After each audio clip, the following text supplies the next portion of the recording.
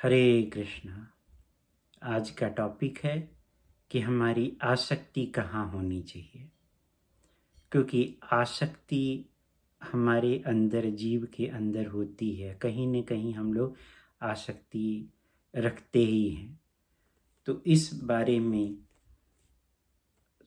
कपिल देव, भगवान कपिल देव बता रहे हैं, जो कि भक्ति का टॉपिक है, जिसमें कि भक्ति की महिमा के बारे में वो बता रहे हैं। श्रीमद् भागवतम के 3 स्कंद के 25वें अध्याय के 20वें श्लोक में वो बता रहे हैं कि प्रसंग मंजरम पासम आत्मनः कवयो विधु स एव साधुषु एत्कृतो मोक्षम द्वारम अपावृतम। मतलब कि जो विद्वान मनुष्य अच्छी तरह से जानता है कि जो सांसारिक आसक्ति जो है आत्मा के लिए सबसे बड़ा बंधन है। क्यों? क्योंकि जब हम इस भौतिकता में रहते हैं तो एक शरीर से दूसरे शरीर हम भटकते रहते हैं। कभी उच्च लोक, कभी निम्न लोक, तो कभी ऊपर, कभी नीचे। इस तरह से हम भटकते जाते हैं। ये एक मेले में जो चरखी होती है, एक आग्रह से ऊपर से नीचे, नीचे से ऊपर ऐसे चलती रहती है। तो सेम उसी तरह से हम यहाँ फेयर्स व्हील के जैसे ही एक ग्रह से दूसरे ग्रह में भटकते रहते हैं।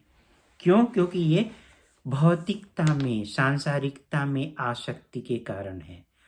तो आसक्ति हमारे अंदर से निकलना बहुत ही मुश्किल है, या निकाली ही नहीं जा सकती है। तो हम उस अपनी आसक्ति को कहाँ पे लगाएं? अपने उस आसक्ति को जब हम किसी साधु पुरुष के प्रति लगाते हैं, जो स्वरूप सिद्ध हैं, भगवान के भक्त हैं, उनके प्रति लगा दिया जाए तो मोक्ष का द्वार खुल जाता है। कैसे? क्योंकि साधु जो होते हैं वो हमें भगवान को अपने हृदय में कैरी करते हैं, और फिर वो अपने साथ भगवान को ही लेकर के चलते हैं। उनके हृदय में भगवान का निवास रहता है। वो भगवान के बारे में ही श्रवण कीर्तन स्मरण करते रहते हैं। तो वो किसी को क्या देंगे? भगवान को ही देंगे, क्योंकि उनके हृदय में भगवान निवास है। उनका जो प्रयोजन होता है साधु लोगों का यहाँ वहाँ घूमने के लिए, वो अपने लिए नहीं घूमते हैं, वो हम जैसों को तारने के लिए घूमते हैं, ताकि हम लोग उनकी संगति में आ सकें, और उसके साथ साथ वो हमें मुक्ति का द्वार दिखा सके। तो जो साधु के प्रति अटैचमेंट हो गया, हमारा आसक्ति अगर हो गई, तो फिर हमारे लिए मोक्ष का द्वार खुल जाएगा।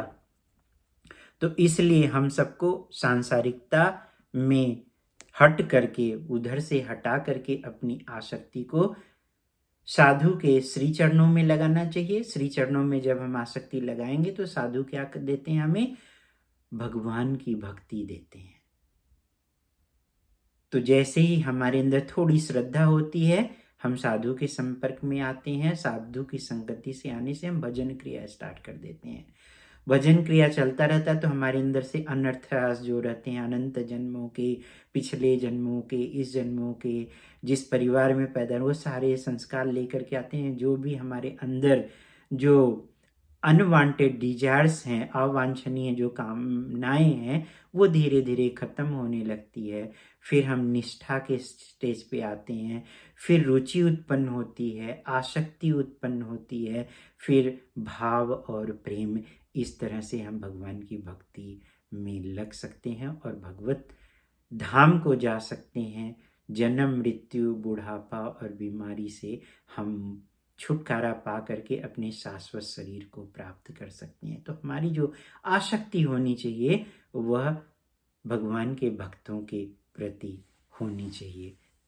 अगर हमने अपनी आसक्ति को उधर लगा दिया, आसक्ति लगाने का मतलब ये है कि उनके बताए हुए रास्ते पे चलना, उनके निर्देशों का पालन करना, और उनके द्वारा श्रवण करना, उनके द्वारा बताए हुए रास्ते पे उनके निर्देशों का पालन करना, और कथा सुनना भगवान की।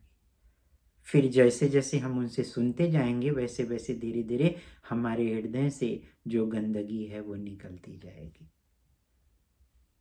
तो इस तरह से हमें अपनी आसक्ति को साधु के प्रति लगाना चाहिए ताकि हम मुक्ति का द्वार प्राप्त कर सकें।